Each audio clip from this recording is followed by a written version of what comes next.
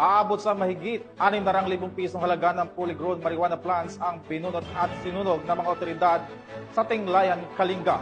Magbabalita dyan si Patroluman Lisel Digman.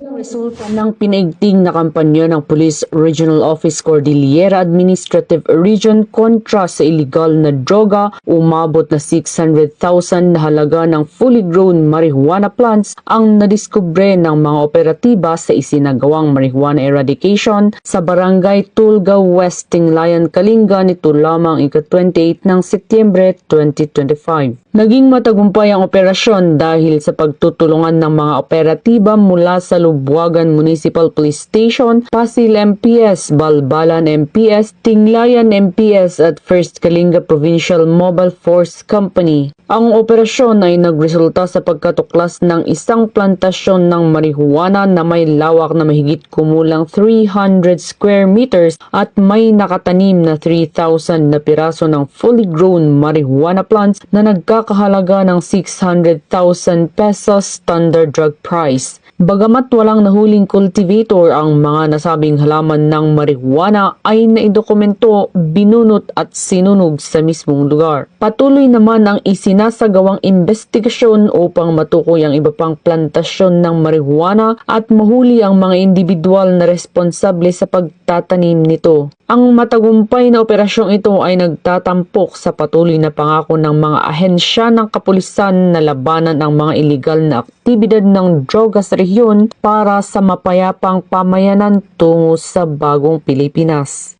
Mula dito sa rehiyon ng Cordillera, ako ang inyong PNN correspondent, Patrolwoman Digman, alagad ng batas, taga-taguyod ng Balitang Pulis.